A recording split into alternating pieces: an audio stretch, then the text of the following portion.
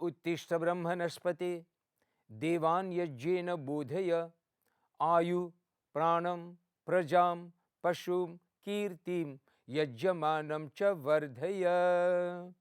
ओम शांति शांति शांति।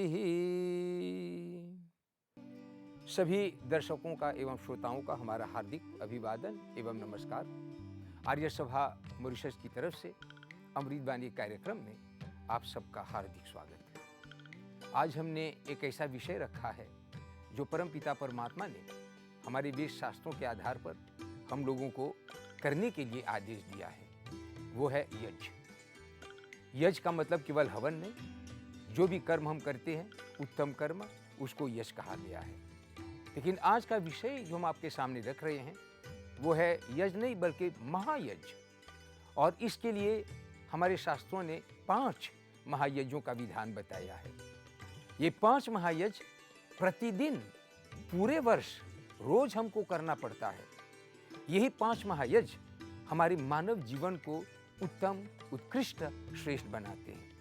यही 5 महायज्ञ आत्मा को मुक्ति के द्वार तक ले जा सकते हैं। सबसे बड़ी कर्तव्य ये 5 महायज्ञ है। ये महायज्ञों का विषय अत्यंत ही गंभीर एवं गहरे हैं, इसलिए हम इसको गहराई के साथ न कह के केवल आपका ध्यान इन 5 महायज्ञों की तरफ आकर्षित करेंगे। जो प्राकृतिक विषय उन्होंने स्वामी जी दयानंद ने उन्होंने पुस्तक में लिखे, उसी आधार पर हम आपको थोड़ा संकेत करेंगे।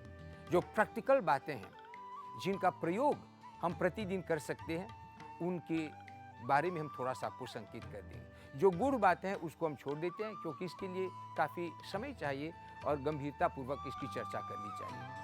ये 5 महायज्ञ क्या निर्धारित किए गए हैं?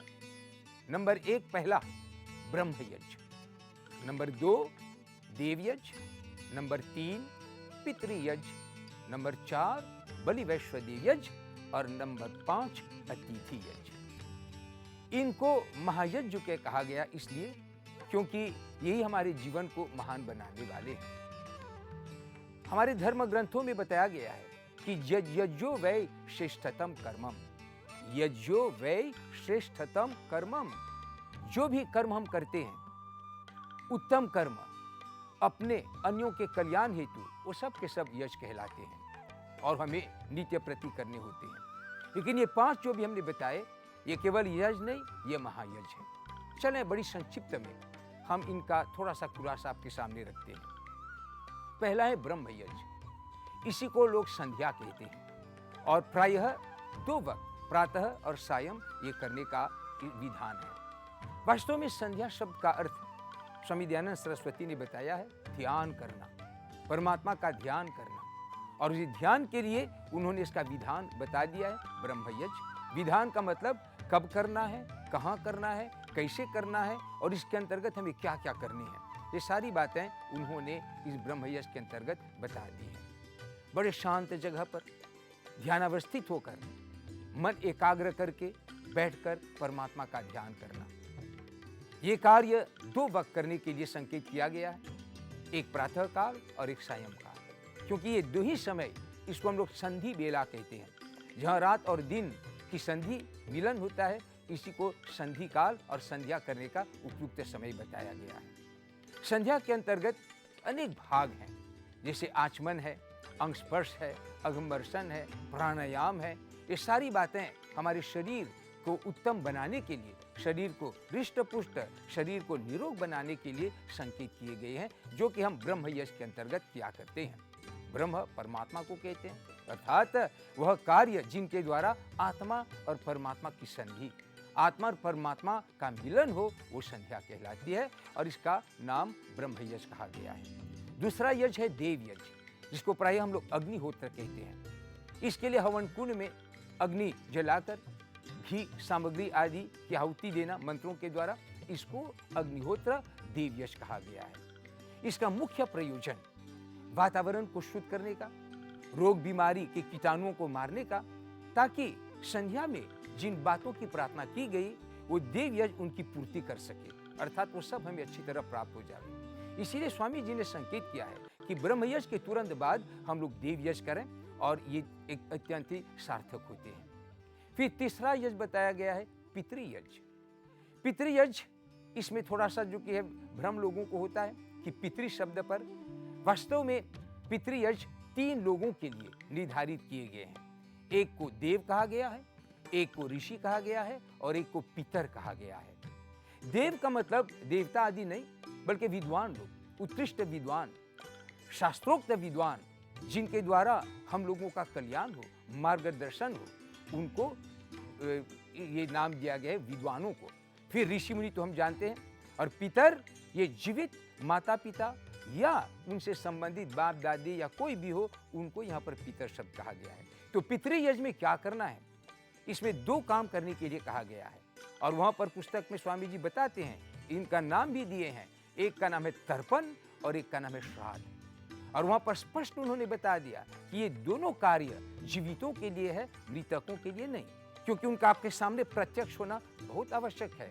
उनकी सेवा करना, उनका आदर करना, मान सम्मान करना, ये जो क्या परमात्मा ने ऐसा आदेश दिया मनुष्य को करने का, और इस पितृयज्ञ में इसी बात का वर्णन आ जाता है। तर्पण का मतलब होता है तृप्त करना, संतुष्ट करना, प्रसन्न करना, और श्राद्ध का मतलब होता है बड़ी श्रद्धा के साथ उनकी सेवा करना। और ये दोनों कार्य कोई व्यक्ति प्रत्यक्ष में हो तब तो कर सकेंगे। तो इसका नाम जो कि पितृयज्ञ कहा गया है, ये भी एक महायज्ञ है जो हमें दैनिक प्रतिदिन करने का आदेश मिला है। फिर इसके बाद चौथा यज्ञ आता है बलि वैश्वदेव यज्ञ। बलि वैश्वदेव यज्ञ, इसको भूत यज्ञ भी कहते हैं। इसमें विशेष करके इसका संबंध अन्न से होता है। घर पर हम जो अन्न पकाते हैं खाने के लिए, उसका एक अंश अन्य प्राणियों के लिए निकालना, ये बलि वैश्वदेव यज्ञ होता है। अन्न निकालने के बाद भी यहाँ पर भ्रम न होनी चाहिए। केवल उनके लिए अन्न निकालना है जो खा सकें, जो न खा सकें या जो न हो उनके लिए निकालना व्यर्थ होता है। और ये कार्य प्रायः प्रतिदिन करने का है। प्रातःकाल, सायंकाल, दिन में जब भी हम भोजन तैयार करें तो थोड़ा सा अन्य प्राणियों के लिए। कुछ जानवरों के नाम भी आ गए हैं जिनके लिए विशेष रूप से हमें निकालने पड़ते हैं उनका भाग, उनका हिस्सा। लेकिन हम तो जानवरों को ढूंढ ढूंढ कर तो नहीं देते हैं, लेकिन कम से कम हम लोग अन्न, पकाए हुए अन्न को बाहर निकालते हैं और वहाँ पर रख देने के बाद चींटी, चिड़िया, कुत्ते, बिल्ली, जो भी प्राणी आकर उनको खावे, एक प्रकार से आपने उस अन्न को बांट दिया और इससे उनका भी कल्याण होगा, आपका भी कल्याण होगा। यह कार्य भी प्रतिदिन दैनिक करने का आदेश परमात्मा हमको देते हैं। और अंतिम यज्ञ अतिथि यज्ञ। अतिथि यज्ञ, इसको नृयज्ञ भी कहा गया है।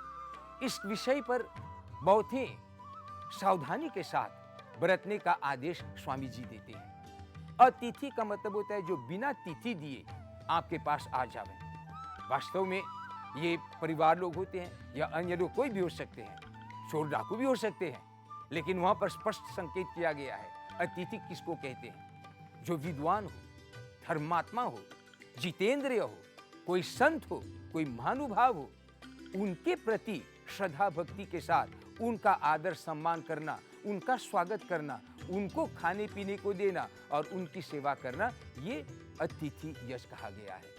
अतिथि वो होते हैं जो अपना भी कल्याण करे, लेकिन सबसे ज्यादा अन्यों का कल्याण करे। इसलिए इन बातों पर सावधानी बरतनी चाहिए कि कोई भी घर पर आ जावे, हम दरवाजा खोल के उनको भीतर नहीं तो बुला सकते हैं। इससे अच्छी तरह जांच करनी चाहिए। प्रायः जिन लोगों का जिक्र किया गया अतिथि यज्ञ में, वो सब हम जानते हैं, उनको आप पहचान सकेंगे और निश्चित रूप से उनका यथा योग्य उनकी सेवा कर सकते हैं। प्रिय परिवारगण, ये 5 महायज्ञ महर्षि स्वामी दयानंद सरस्वती ने अपनी छोटी सी पुस्तिका पंच महायज्ञ विधि में लिख दी है। आर्य सभा पोपिस में ये पुस्तिका प्राप्त हो सकती है।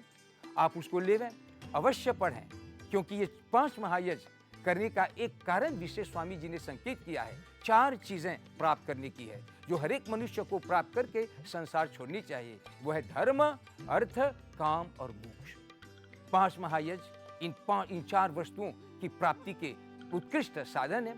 इनको मनुष्य करे तो एक प्रकार से कोई अन्य मेहनत परिश्रम नहीं, इन्हीं के द्वारा उन्हें सारी उन चीजों की प्राप्ति हो जाती है जो हमारे वेद शास्त्रों ने आदेश दिया है। प्रिय परिवारगण, आप अवश्य पंच महायज्ञ विधि पुस्तिका स्वामी दयानंद सरस्वती का पढ़ें और 5 महायज्ञों का प्रयोग करें और इससे अपना और अन्यों का भी कल्याण करें। आपने बड़ी ध्यान से सुना, हम आपको बहुत बहुत धन्यवाद देते हैं। आज के वक्तव्य को हम विराम देंगे। ओम शांति शांति शांति।